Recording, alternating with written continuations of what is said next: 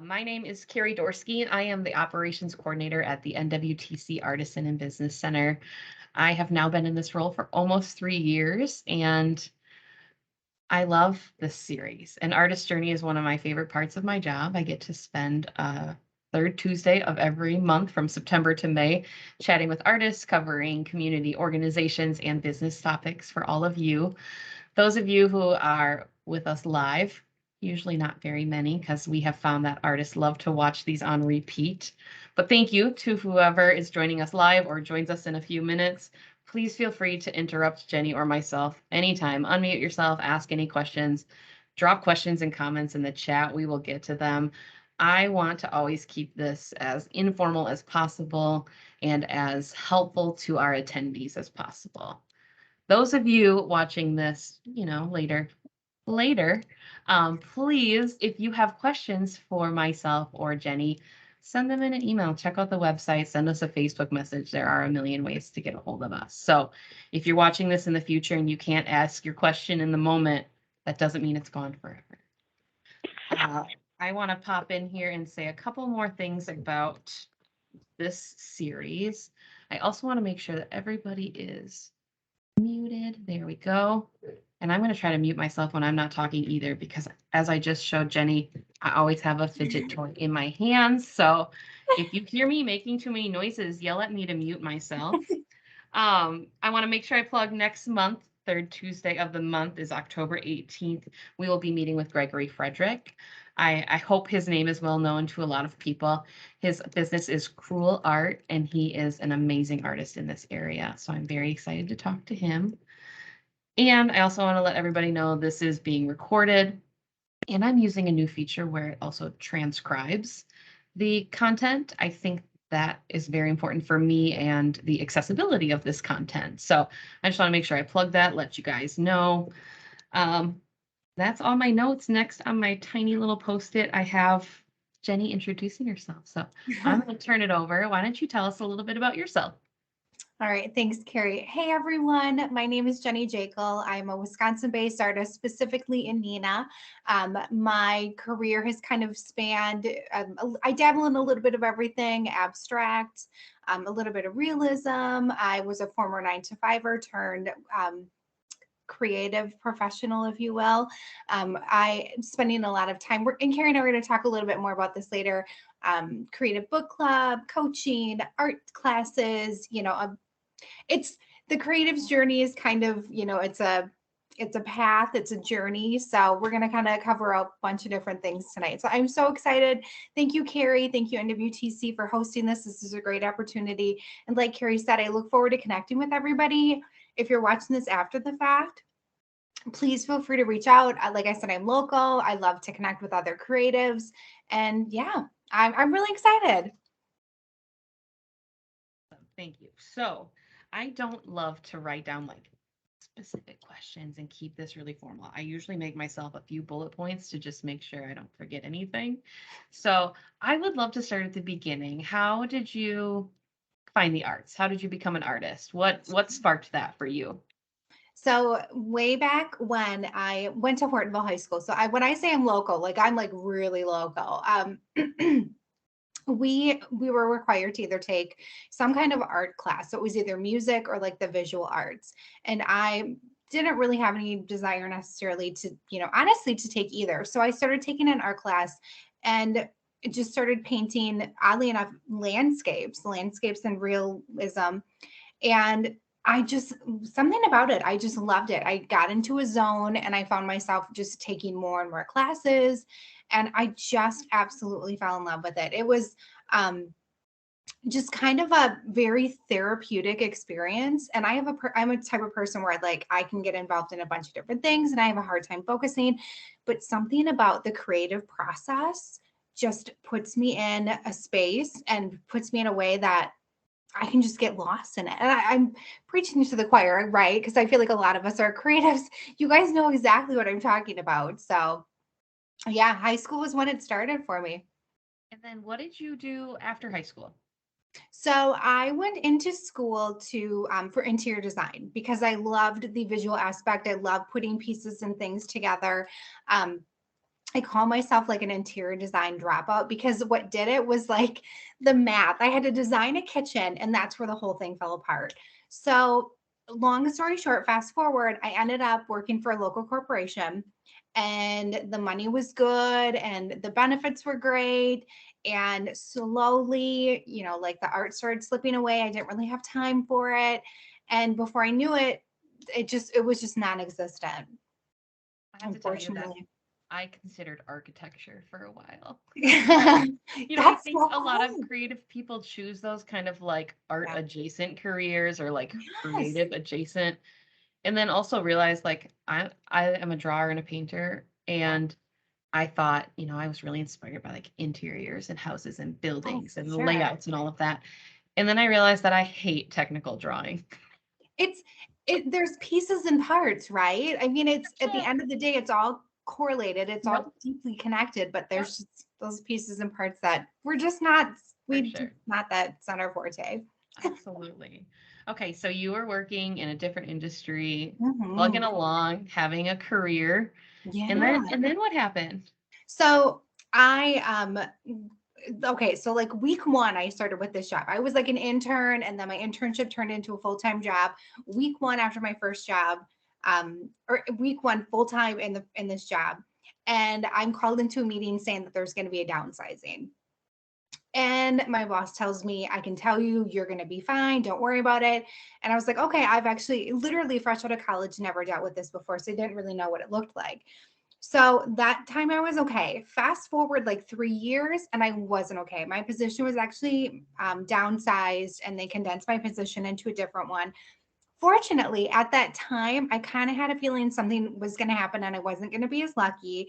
So I was taking classes, art classes at the local college, and something clicked. Again, it was a really stressful time. If you've ever worked for a corporation, you've gone through a downsizing, you understand there's so much that they can tell you, but there's so much that's unknown. And it's a long process, right? Like it takes several months. So throughout the process, I'm working towards finishing, getting my bachelor's degree, but I'm also, as I'm creating the work, I'm finding that there's the healing process in it, that it's helping me distract and pull myself away and work through everything that's happening during the day and the unknown, because now I'm no longer a college student living with my parents. I'm married, I have a house, I have a family, and people that I need to support. So the stakes are so much higher. So the art is helping me heal, but it's also pushing me, and it's also turning into a side hustle. So I start showing work at local art markets. I start connecting with local galleries, and I start working on commissions. And there's people that actually want to buy what I'm selling. And I was like, what? This is crazy. It was so foreign to me. So um, so then ultimately my position was eliminated. I went full time into the art world. I was teaching, I was selling work, I was doing a lot of holiday commissions, a lot of just regular commissions. This is what I love because the interior design aspect came back into it. I was consulting with clients, making custom pieces for them, and we were putting, homes, like things together in their homes, and it was great. So it's like everything kind of came full circle, and it was really fun. I really enjoyed it. I was full time, doing what I love doing. That's awesome. I Yeah. think that so many people are so scared to take the leap, and they consider this kind of juggling a day job and having a side hustle or having multiple side hustles or multiple day jobs. It's Right. a lot. It's a lot to handle. It really So, is. you are not the first person I have heard say that a downsizing has kind of sprung them into where they need to be. It's so true. And at the time it felt, I mean, obviously it was very detrimental because it's a loss of an income. But at the same time, had I not fully said goodbye to that, I wouldn't have transitioned into that organization and that new world that I was in, you know. Um, I will say though, totally, a side aspect of that, I'm going to be blatantly honest. My spouse at the time was not supportive. And there are so many creatives that I have talked to that have said, like, my family doesn't think that I can make a go of this. My spouse doesn't think that I can make a go of this. And if I've learned anything throughout all of this, nothing strikes me more, but like you have to show up for yourself. You are fully capable of doing this. You have everything inside of you to make this happen. It will take some time and your journey will be different from everyone else's, but don't ever let anybody tell you what you can and you cannot do. You've showed up for everyone else for so long. This is your time. This is your moment. I mean, it truly is. And I knew that within myself at some point because I was like, no, there's value here. And I did, girl. I just kept plugging because I was like, I got to do this. I can't. I got to see what happens. Sometimes you just have to trust your gut and go with it. It's so And I think true. that's probably the scariest part because Oh, I think yeah. artists know, I think I mean, maybe I'm speaking just for myself, but like if I'm making something, right, and my easel's in front of me or whatever, I know when I'm on a good track or I know Oh, when I'm yeah. feeling good about it. And Yeah. those instincts are important. Oh, You know, absolutely. I'm not saying like throw your spouse out the window or your family and like ignore their Right. advice. But sometimes I do think it's important to really look within yourself and know what you're capable of. Yeah. It's important. You We also, oh, oh, go go ahead. ahead. You also have to find your people, right? Like your people are out there. I'm here, Carrie's here, there's people on the call, there will be other people. I mean, you may not find what you're looking for within your personal space, your immediate family, but that doesn't mean that they're not out there. So if you need somebody, we're here, I mean, so much has shifted from when I was doing this years ago to when I'm doing it now. I mean, people were very siloed. And if you're a creative and you've been in this space for, longer than 10 years, 10 years ago, creatives were very nice to your face, but then behind closed doors, it would be silence. You wouldn't hear anything. And now people will share with you and they will just talk your ear off about anything you want to know local. It's good, bad, indifferent, whatever. Thank God for that because we need each other. Rising tides lift all ships. I mean, you know, I think artists tend to kind of self-isolate. They're not usually sitting in a studio painting with a whole bunch of other people. right. That does sound like fun, but I think that we naturally kind of isolate ourselves, and then you do start to feel like you're not a part of the community. And I Yeah. think that that's kind of the point I'm pulling out of this is like, yeah, find your community, Yeah. find your people, make Yeah. those connections. I run a residency program here, so we accept 5 artists every year for the school year. And um, I don't claim to know everything. I put 4 mentors in front of them, and then I kind of just coordinate behind the scenes. But one of their mentors is her name is Kat Gottlieb. She's an artist out of the Fox Valley. And she comes in and talks to them a whole bunch about manifestation. And I will be the first one to say that I've always been kind of like I am nuts and bolts, get the work done, kind of a skeptic. But listening to her now for the past 2 years, I have learned a ton. And she proves it to me every single time where she talks about, you will never achieve those goals. You will never get to where you want to be unless you actually put it out there. Mhm. And that's talking to people about it, Oh, yeah. writing it down, finding those people where, maybe you have this idea and you really want to take the leap and you found people that are kind of naysaying.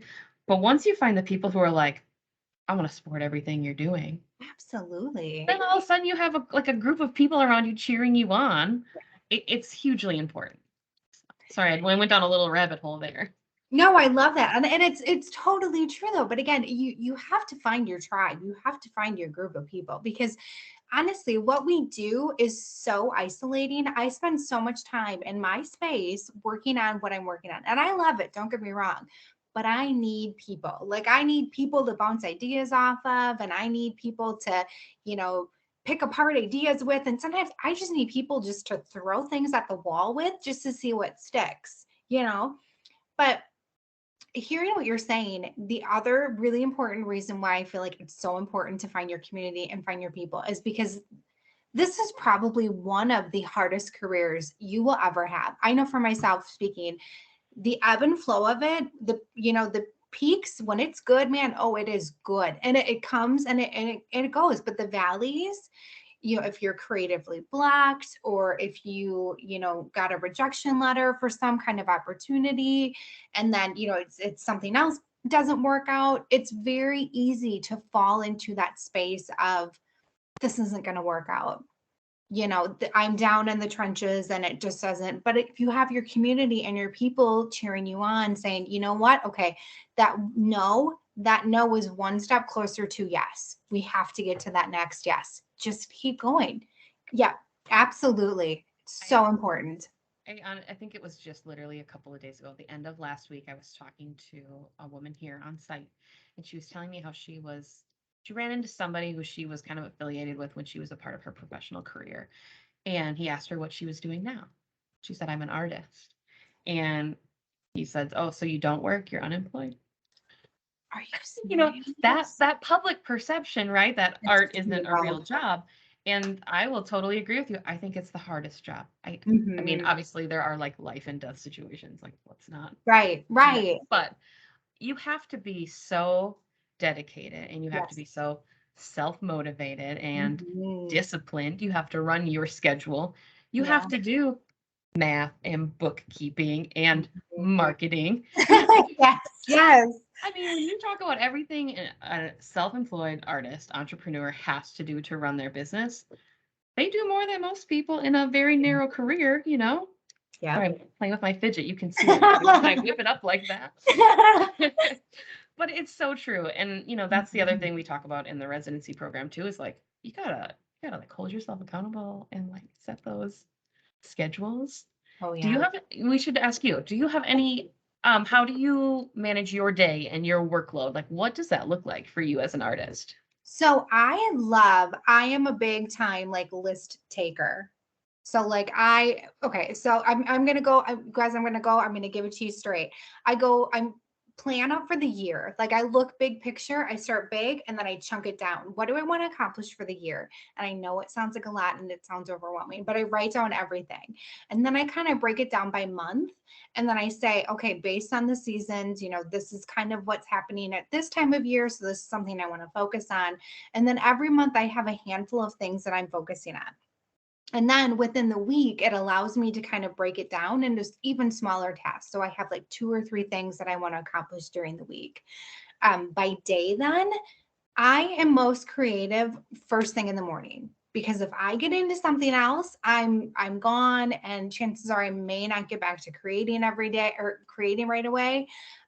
It's just life just happens, right? Like, but honestly, you have to kind of find what works best for you as far as when you're most creative, what your situation looks like.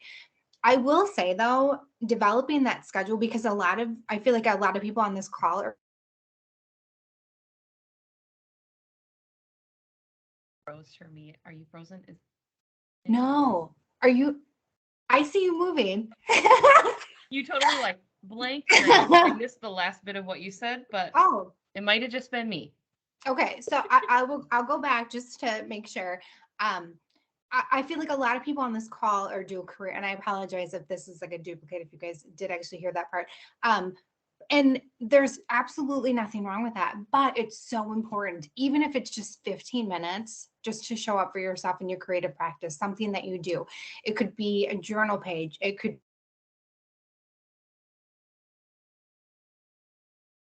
be like an email or something, or even something on social media. Like one little step is just something that's progressing you forward. For me, I like I found this like super beneficial because I get very easily distracted, and I found it's on Spotify, and I think it's like 90-minute chunks, and what it does is it's like a playlist that's specifically for um individuals. I'm trying to think what it's called, but it's basically like a productivity playlist, and you focus on something for 90 minutes, and there's just music playing in the background, but then there's a woman that talks to you, and she tells you, like a half an hour in, like take a break, stretch your arms, stretch your legs, but it gets you in a zone, and there's no distraction, there's no nothing, because you're in the zone and you're working on what you need to be focusing on. And I love that because I've done it a couple of times now when I need to do like big planning, like for the year stuff. Oh my gosh. And it was like a game changer. So I mean, if you could do something, just something simple like that, whatever it looks like, even if it's just one night out of the week. I mean, listen, Mondays are hard.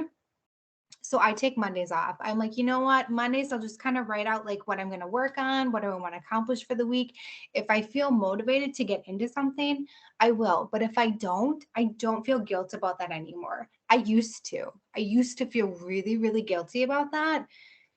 It's just not fair. You can't beat yourself up about something like that. Don't force it. I learned that about not forcing it. You made me think of how I completely stopped doing commissions. I found as Yeah.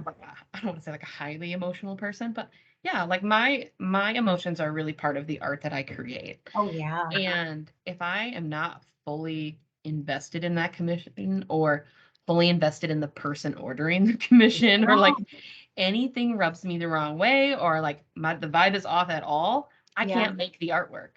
Yeah. Like, so Yeah. why force myself to do that?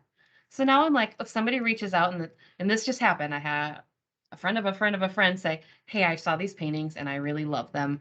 Yeah. What else do you have? Could you do something custom?" And I said, "Here's pictures of everything I have right now. Yeah. I'm a pretty slow artist because my time is dedicated to everybody else. That's my whole goal is like to support every other artist and all the artists on site. So when Mhm. I work on my art, it is for me and Yeah. it's slow. But I said, I don't take on custom. I said, I can just kind of keep you posted on what I'm making. Yeah. So I I think as an artist, you get to make the rules. That's the best Yeah. part. That's honestly, Carrie, that's such a good point because I feel like that's the beautiful thing about being creative now is there's so many outlets for you. There's licensing, there's, like the coaching space, there's like, resources and there's commissions if you want it. There's shows, there's galleries, there's all these things. But if you don't want to be in the commission space, you don't have to do that. For sure. And It's I know artists that only want to do markets. Like that's their thing. They yeah, love to interface with their customers. They love yeah, that. And some artists, especially there's a few around here that are so successful at markets yeah. that they are bringing in thousands of dollars every time they do one and they are like killing it. You Yeah. have to have the right personality to do that. And I'll be the first one to tell you, not every artist has that. Also, It's I'll admit I don't have that. I love to have like one-on-one conversations. yeah. That's probably why I love these virtual things. Like I feel like we're just like hanging out here drinking coffee and chatting. I'm not in front of a room full of people. But Right. some artists also really have to do that reflection of, am I good at markets? Is it worth my while? Am I Yeah. good at connecting with my customers and selling my artwork? If you're not, find another avenue. There's so many out there now. It's like Yeah. you don't have to just be at markets if you don't like that and if it's not Mhm. working for you. I totally agree. I mean, there's so many different outlets that you can go into. I mean, I know some artists and that's all they do mostly are just commissioned work and they have commission slots and they just say throughout the year, okay, this is I mean, realistically, like looking and look at your business to see what are your financial goals? Like, what do you need to make this year? What do you want to make this year? And some people say, okay, I know my commissions bring in this, portion of the pie. Okay, so that's great. So that leaves, the rest of this. But like you said, I mean, we have some really great shows, and I know a lot of people do like the Door County shows and stuff. I've had great success with the Door County shows. I'm gonna be honest with you though, like it's a lot. It's a long day. The weather in Wisconsin could change on a dime. I mean, there's some days where it's really hot, and then you might get some rain. That all impacts your clients coming through. You have to pay, to be a part of these shows. And it's a lot of times they're on the weekends and it adds up quick. So if you're just starting out, it may not be something that you want to invest the time to. It's it's all about doing your research, finding your people, talking with people who've done it because honestly, it took me however long, but people know the markets. There's like an insider scoop. People will tell you, oh, this market's a really good one. Oh, this one, they get a lot of the same artists every year. So it's not really it's a lot of the same people, but it's, or they'll tell you, oh, this is a good show. You might want to try this. It's all and honestly, you gotta just check it out. You gotta try it for yourself because what works for someone else, might not work for you and vice versa. it's funny. I gave the same advice to somebody who told it was like a year ago, and she was like, "Carrie, how do I find the right shows? Like, how do I figure out what shows are for me?" And I said, "You got to go to them. You just have, Absolutely. yep, you got to go and you got to talk to people and you got to check out price points and Oh yeah. got to check out what people are buying." Oh yeah. I know a group of artists had a show in Door County this past weekend in Egg Harbor, and I talked to one of them this morning. And we talked about like price points. What were people buying? What was the like accessible item? And you know, thinking about setting up your booth and having multiple price points and like Yeah. knowing your audience. It's a lot of work. It's a lot of Yeah. effort, and It it is. works really well for some people, and for others, it might not. Yeah. The price points and knowing your market, there's so many different aspects of like the marketing piece because there's so many people, your people on your Facebook, your people on your Instagram. I mean, I know for my Facebook is a lot of locals. My Instagram is not a lot of locals. I have a handful, but when I go to markets, it's a mix of locals, but it's also a mix of people out of state. The majority of the work that I sold at markets, commissions were local, but a lot of the bigger pieces were out of state, Chicago, Minneapolis, like the surrounding areas. So it's weird because your market is totally different. But I totally agree with the different pricing tiers. You have to have a ladder because people want to invest and they want to invest in something small. So like if they're local, they're going to get to know you, see how you are, see if they like it, see how you respond, see how you work with them. And then, people kind of over time, they'll kind of, get up the courage. And then over time, they may make a mid-sized purchase, which may lead to a big purchase. I always tell people who are just starting out, my biggest pet peeve is when I walk into a booth and they don't say anything to me. Yes. So my advice is always at least say hi. Yep.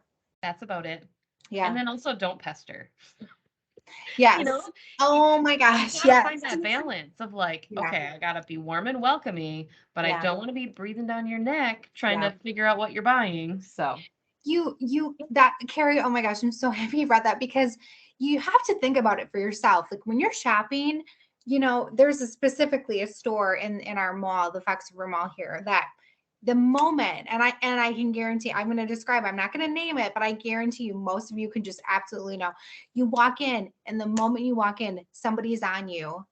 Hey, how you doing? Do you need any help with anything today? And it's like, no, I'm good. And I can't tell you how many times I'm just like, I know what I need. I just want to get in. I just want to get out. Obviously the art stores, art shows are very different, but you have to be very welcoming. I'm gonna tell you a story. And this happened recently, like literally like a month or two ago. So I write for Appleton Monthly Magazine. So I go to the art shows because one, I want to connect with the local creatives, but two, I'm looking for people to write articles on. I want something that nobody's ever heard of before, a new artist that I've never seen, somebody that's doing something different. And I literally walked into this person's space and they're painting. And I love that. I love that whole experience. It's just such a great vibe. And I'm like, this is so cool. I love what they're creating. I want to get involved. I want to give them my card. They didn't turn their back. They didn't even acknowledge me. They didn't say anything. And I thought, okay, if I can't want this more than you do, so I'm just going to go. And that's okay. It wasn't meant to be. Maybe we'll connect somewhere down the future, but I know what it's like because I know you're in the zone and I don't want to break up what you're working on. Could have been, you know what I mean? Maybe we'll meet down the future. Maybe we won't, but you just never know. I think that's huge. And that's part of that where you were talking about earlier, like figuring out what works for you and figuring Yeah. out your creative zone and your creative times. And like if you can't paint and talk to people at the same time, then demonstrations at a booth, maybe not your thing, Yeah. you know? And if you like literally, and it's all about placement too, right? Like their back was to, the booths. I mean, there's a way to put it, but it's also, I mean, you have to think about it from the customer's perspective. You have an individual who finds something in your booth that they find striking, but they may be a beginner collector. They may just be a person who's looking for a piece of art for a friend, for themselves, or for something. And they find the whole process very intimidating because they don't know why this piece costs this much money, or why this piece isn't framed, or what, how to care for an oil or an acrylic, or, what have you.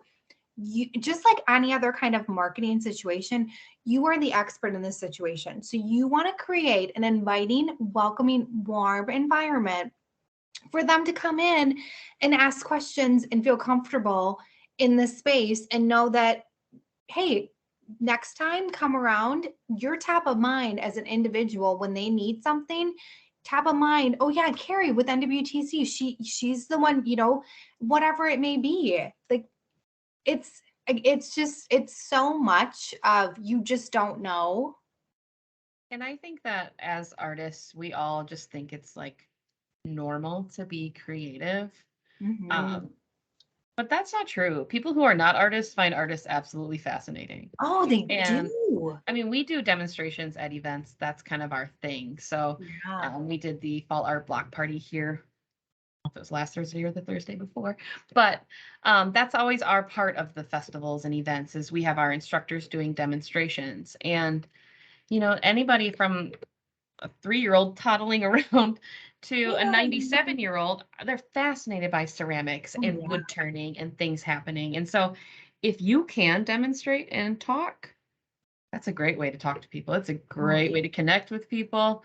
And it is an awesome skill to have, and it will only benefit you as an artist. absolutely. And you love what you're doing. And Carrie and I mentioned this before, like we clearly both love the arts. Everybody that's on this call and we'll be watching this call later on has a connection, has a passion for the arts. So you love what you're doing. And I guarantee you, people want to know about it. You can just let it go. Just let it be what it'll be. You know what I mean? It'll just flow naturally. Is it scary? Yes, it can be very scary. But when you find somebody who meets you in the middle and who loves, who's passionate about what you're doing, it just happens naturally, you know? Okay, I would really love to talk about kind of more of what you do. So, one thing that as I'm sitting here listening to you that I thought of that I noticed, I think it was last Christmas, you did ornaments, right? Yes. Yeah. So, can you talk about those little things that you do that like, that you do some great marketing around or help you find new customers? Those kind of niche things you have found that work for you or don't work for you would be great Yeah. too. Oh, you know what? Absolutely. So, first thing that comes to mind, like you had mentioned before, price points are crucial. People, if they don't know you, especially if they don't know you, they're going to want to invest at the very low dollar point. Things that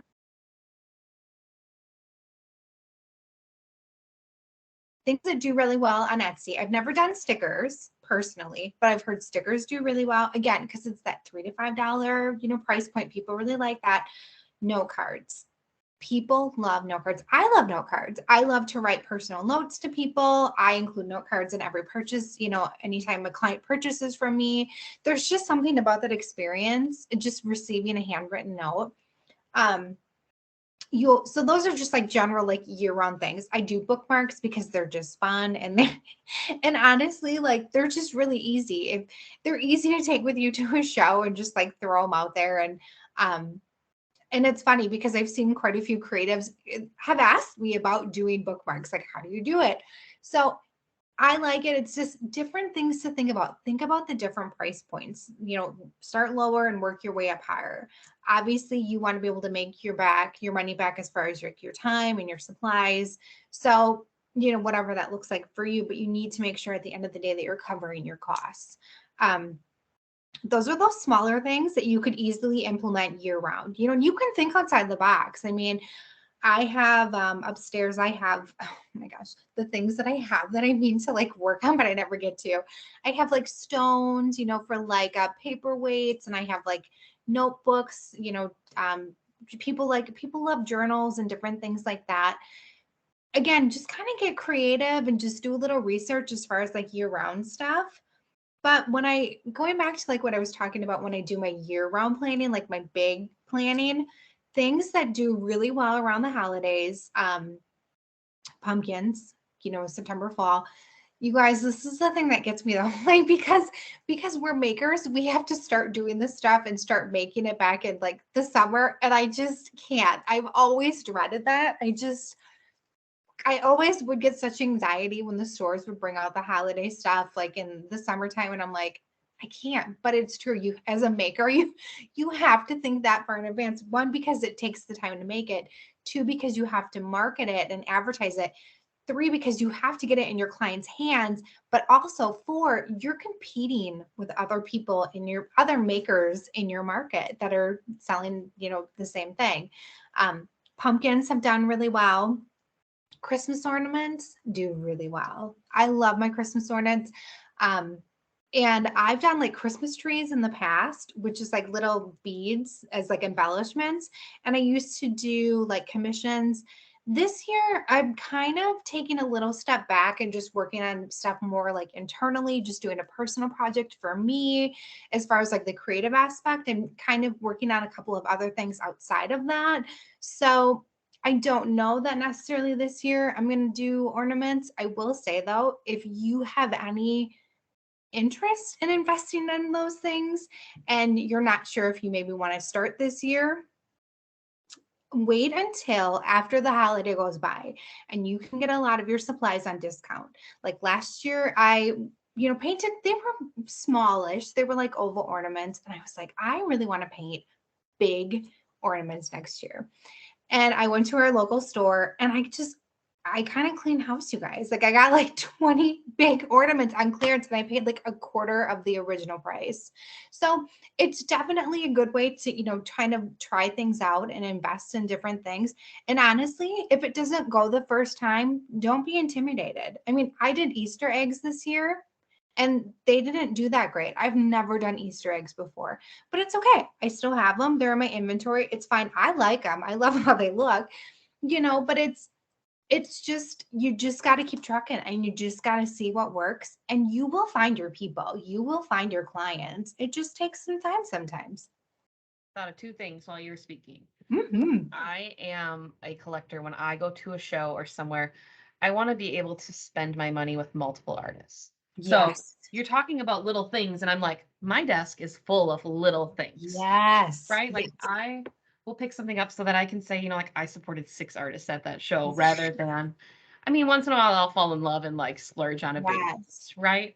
But most of the time I'm going there to support students, staff, and faculty, people I know. Oh, And yeah. I want to be able to buy as much as possible. So I live in that like low end category. Like that is Mhm. my bread and butter. I'm looking at like I got little wooden block. I got the whole desk is full, right?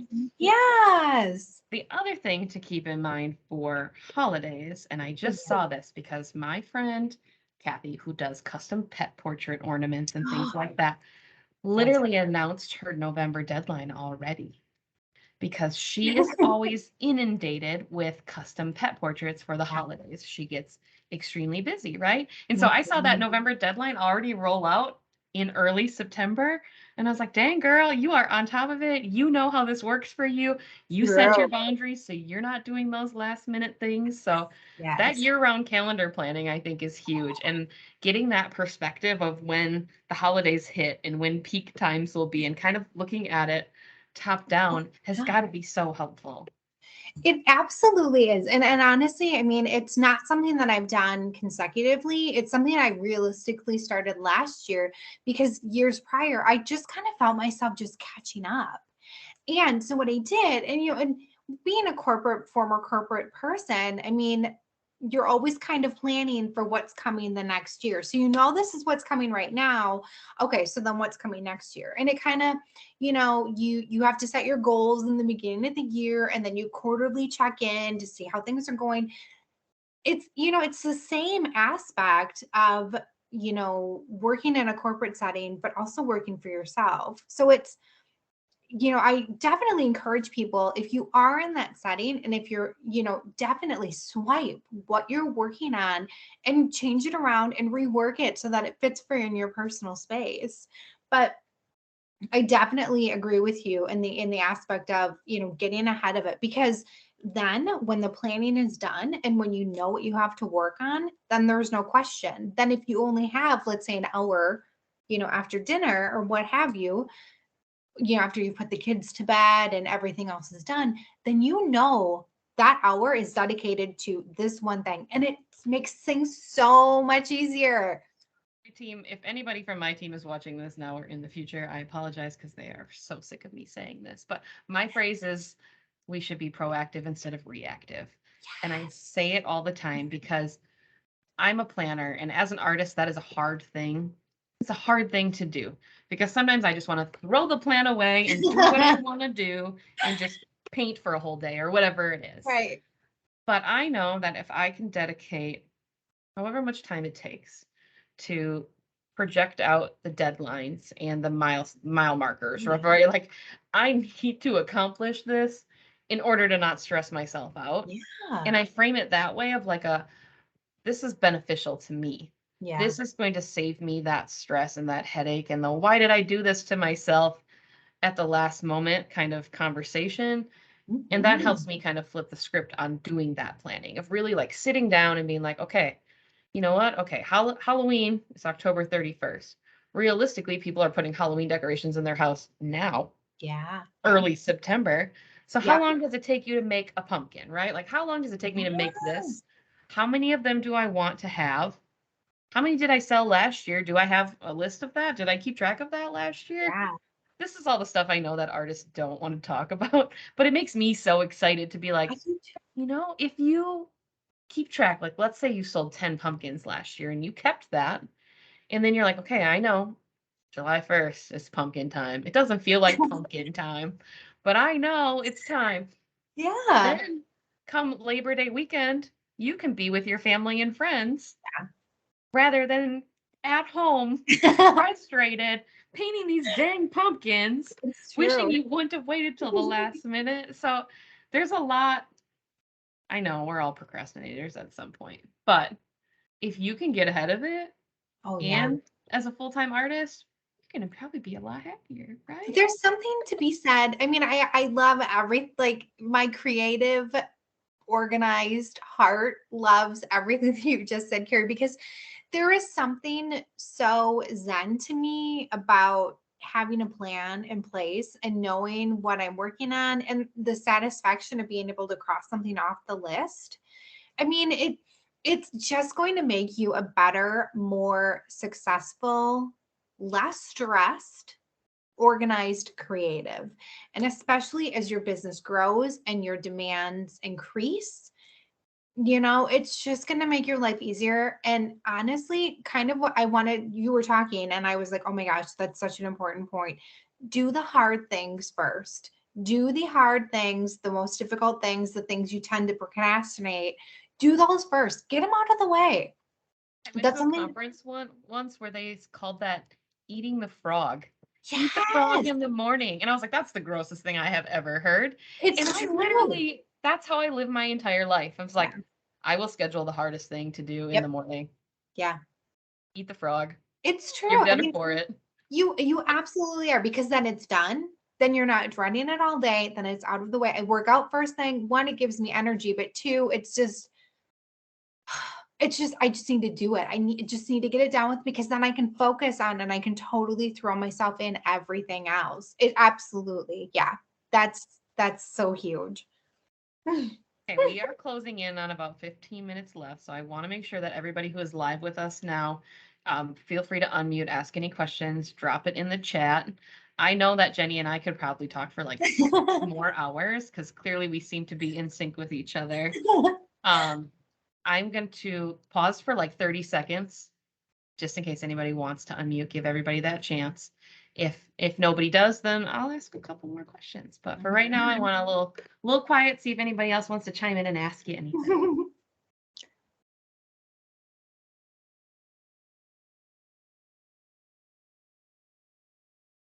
Yes, I'm watching the clock because I'm really bad at this. But I always constantly feel like I need to fill the space.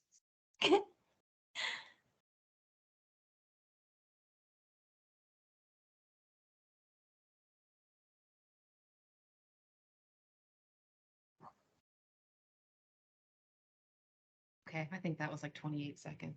That feels like enough, That right? works. That's I do good. see that somebody's typing, so I will read that question when Oh, it comes good. through. Okay, Love good. that. I love a little participation. Yes. I want to know what you're doing right now. You mentioned to me something about Patreon, and I would Yeah. love to know more about that while we have a guest typing. Oh, perfect. All right. I am so excited because my Patreon is a space. It's if you're familiar with Patreon, it's like a way to support and engage with other creatives. My Patreon is kind of been a dream of mine. It's kind of been a goal. It's like a long time coming, but it's finally up and running and I love it. I'm so excited. There's different tiers, and this is definitely something if you're a creative, either on the call now or watching this later, definitely something I would invest, take working on. It's a good opportunity for you to get involved and a way for your clients to support you. My Patreon is like a mix of, local or excuse me, collectors purchasing original artwork. It's also a mix of a book club and a journal page and coaching for creatives who are looking to either tap into their creative or who are looking to basically grow and nurture their creative businesses. So if you're dual career or if you're, like looking to transition into a full-time space or you just want to create like nurture the creative inside of you, I have a couple different resources for that. There's different tiers. So it starts at like the dollar mark and it goes all the way up to like the 20 or $25 mark, I think. But it's a great resource and I love it because we have a book club and that's probably one of my most popular tiers. And I wanted to just have a space where, because I love books, I'm so passionate about learning. And every month we read a book. We decide as a group what book we're going to read. And then we get together via Zoom and then we talk about it and we discuss it. I give everybody an actionable worksheet so that they can take what they've learned and then you can actually implement it into your business. So it's kind of self paced and you have like a deadline. And it's really nice because it's a way to slowly invest in your business and feel like you're making progress forward. So Sorry, I didn't mean to cut no, you off. no, that's okay. So it's a good space if you haven't, definitely go check it out and reach out to me if you have any questions. But I'm super passionate about this space.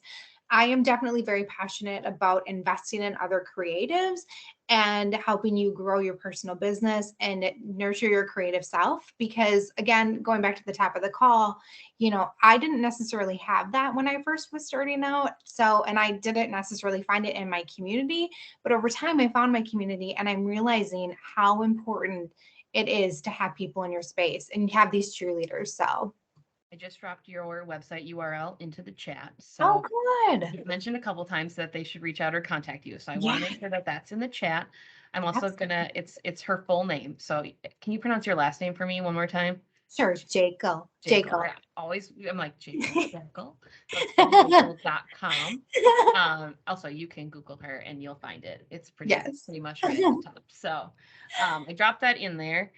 you. So Patreon, and then I'm going to get to Sarah's question in the chat. But Yeah. I know Patreon from podcasts. That's what Oh, I yeah. always used it for. It was like Yeah. subscribing and paying for content and supporting those creators. So Yeah. is it like a monthly subscription that people sign up for to support?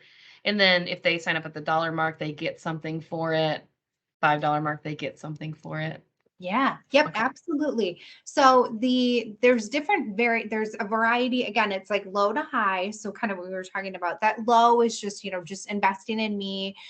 You could go as high as coaching and you can go as high as like, original pieces of art. So like every month you get an original piece of artwork from me. So it's definitely the journal practice is just kind of what it sounds like. It's a step-by-step tutorial of something. It's a little bit behind the scenes, so it's not something that other people have access to. It's just you and me, and I'm creating a journal page and we're just kind of talking through and walking through creating something um, just for us. I have done it with like Oh, stickers and like things like that. But yes, yes, yeah, seeing how you've kind of pivoted that and used it for fine art is really cool. I think yeah. that's really innovative. Thank you. Yeah, it's definitely something I would definitely invest in. Like you said, I mean, it's a great way for you to do like stickers. People who are fans of your work, I mean, you could do anything. Yeah, absolutely. I am one of those sticker people. Yes. I pick out stickers on everything, and I feel like it's an easy way to support. Yes. Okay, Sarah did type a question in the chat. All She right. says, "Hey Jen, how do you reconcile the space between making art for personal expression and commodifying it? How do you keep the creative fire going while also producing a product?"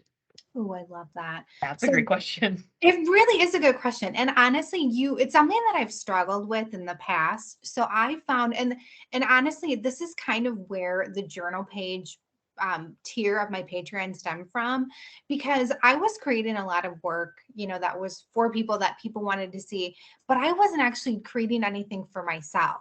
So, it's so easy to kind of get lost in the machine and just making and producing work that is going to sell, but also like you are creative and you want to nurture your creative self. So it's like you have to find that happy medium.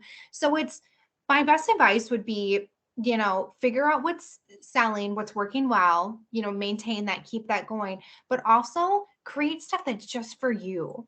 And when you're ready, and if you want to share it, share it. But I love working in a journal because it's a private space. You don't have to share it with anybody, if you want to, and then test it out on your market. You know how like they say like comedians like write on stage. Over time, work on it, perfect it, get it to a space, and if you want to, put it out there, because your audience is going to tell you. They're going to tell you what they like and what they don't like. And honestly, over time, even if it's just you just working and creating just for you, you're going to perfect that and it's going to become better and better.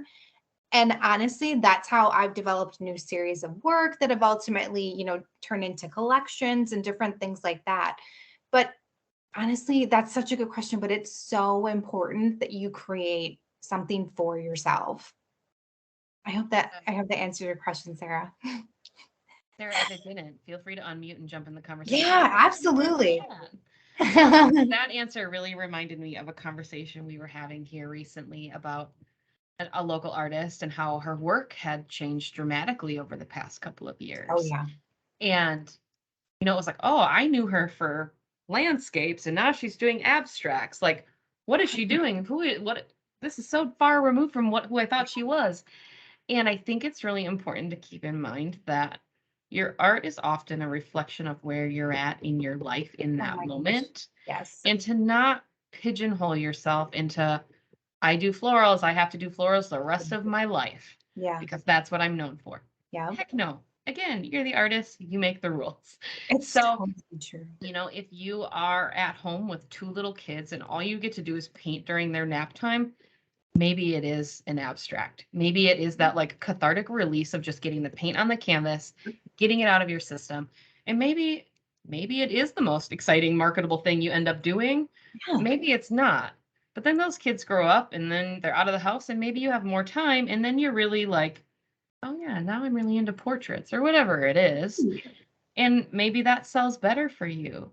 But it's finding that balance and really making sure that you're not just producing for your audience. Oh my gosh. It's totally true. And it's, I had kind of talked before about, being a creative. It's not an end destination. It's not like an end goal.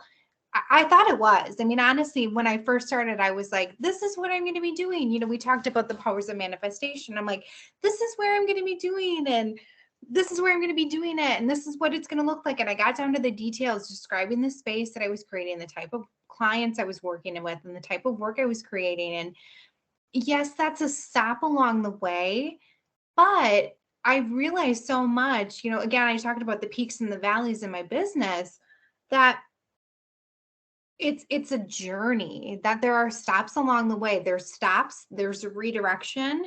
There's no wrong path, there's no wrong way, there's redirection. My plan for the year has changed. The things that I wanted to accomplish, opportunities came in, things happened, life stuff happened that, kind of rocked my world a little bit. And that's okay. You got to roll with the punches and you have to listen to yourself. And like Carrie said, I was an abstract creator. I used to do florals, but if you look at what I had done, like a couple of months back, I was doing florals again, but they're like nothing I've ever created before. And if you look at, if you check my stories every now and then, you'll see like stuff that I'm working on now. I haven't done that stuff since high school, but it's just for me. It's not stuff that I'm intending to sell. I'm at a point in my career now where I want to become a better creative. And it's so important. Like Carrie was saying, you don't have to pigeonhole yourself into one aspect. You can do a variety of different things. You should do what sets you on fire, like what you love to do. Goals change every day. Just because Absolutely. you wrote it down or said it to somebody doesn't mean it's set in stone. Mm-mm. Ever. No, Ever. no. Yep. You're right. Opportunities come along or life happens. And all of a Yeah. sudden you're like, man, that goal that I thought I was like on track to achieve is not something I even want anymore. Oh my God. Right? Yes, it's true. Yeah, it's totally true. Well, we are closing in on 5 minutes. I'm keeping an eye on that clock. So again, if anybody wants to chat or ask questions, I don't need to hog all of this time. But I really enjoyed this, Jenny. Thank you so Oh my much. I gosh. think we could again talk for probably 6 hours about all of this. I totally Um, agree. Please check out Jenny's website. Her artwork is beautiful. Follow her on social media. I have enjoyed that. I loved the Easter eggs, by the way. Oh, The thank you, colors are so like Carrie. fun and vibrant. And I think that, knowing your audience and looking at different holidays and how you can capture that. And Oh if yeah. you enjoy it and love it, Oh my all gosh. the better, right? Yeah, absolutely. And the thing is, before we wrap up, I really want to stress, like, if you guys didn't get from the call, like I'm very much a people person. So like I need people. So if you're local and you want to connect, you want to get a coffee, whatever, let me know. Like absolutely. And I'm not even kidding. Like I'm in Nina. Carrie girl, we're gonna get together. Like you and me, In we're gonna get person. together outside of this because I know we've chatted before. But like hit me up on social media. And I'm not even kidding. I totally absolutely mean that. I've met some great people at markets and I definitely want to. I have a passion around like getting a creative space of creatives together, whatever that looks like. But more to come on that. But please connect with me. I would love to connect with you and yeah, just get to know what you're up to and like let's help each other out, whatever that looks like. Sure. And we will edit this, get it posted. We'll share it everywhere. Um, Jenny, I encourage you to share it too. Share it with people. Yes. I think that getting your face connected to a different audience as an artist is huge too. So, Yeah. anybody else on the call too, if you are an artist and you're interested in joining me or participating with me or want to come see me, please do. Please reach out. I was just joking with one of my colleagues as I sat down for this meeting. She's like, how much longer are you here? You've had a lot of meetings today. And I said, that's what I do. When I'm on site, when I know I'm going to be here, I will pack my day. I will people Oh, my day. I love that. I love when people stop in and they're like, look what I'm working on. Or, hey, what do you think about this? Or, ooh, this came out of the kiln and I hate it. Like, I yeah, love those conversations. And absolutely. if anybody needs like feedback, I will share opinions all day long. Oh I my love God. That's such an important part of being a creative is like the critique process. Like, depending on like what your degree is in, but that was part of like college was that oh, you had to absolutely. critique your work and like have your work Yeah. critiqued. And that's so important. It's so like Carrie, that's huge. Like you guys, you better take Carrie up on that because that's awesome. I think it's one of the things we have talked about here a lot that you end up missing when you leave college or like fall Mhm. out of sync Oh with a yeah. group. All of a sudden, those like formal critiques or that informal feedback you stop getting, Yeah. and that can be so helpful. Oh yeah. Sometimes I'm working on something and I'm like, no, I like this, but there's something off about it. And I can't put a finger on what's wrong with it. And I'm Yeah. like, dang it, I wish that professor was in front of me. Or I wish that really opinionated girl from class was in front of me right now. Right. Because sometimes I just want that little bit of like There's different something. perspective, right? Yeah. That's so beneficial. Look, I could just ramble on forever. I know. Same here, girl. Same here. I'm so glad we did structure this because it was so enjoyable to kind of see where it went and what we could Yeah, talk about and what topics kind of floated to the surface. it So was good. thank you for that. It's always my favorite way to do things. I appreciate it. I am going to end this call. If anybody else wants to pop in for the last second, go for it. Otherwise, I will see everybody October 18th for the next one with Gregory Frederick. And all of them are listed out on the website. And I know people are really don't want to do the real hard business stuff, but the college just hired a new entrepreneurship coordinator, and she's going to cover all the business basics like starting your business, naming your business, insurance, Ooh, taxes, all of that really not fun stuff. yeah. But she's going to be with me for Artist Journey in the future. I think it might be November or December. Check the online schedule. But she's going to be a great resource for people. So when you hear us talk about all of this like stuff and you're like, I don't want to do that, we now have a person. We have a person who Tiny. is happy to share and do that stuff. So another plug. The series is great. I love it. Please check out the YouTube channel for the Artisan Center. It has all of the previous recordings too. So pricing and all of that fun stuff is out there. Stuff. Ah. Well, thank you all very, very much. I'm going to end the call now. I hope you enjoy the rest of your Tuesday evening. Thanks, Carrie. Bye. Bye.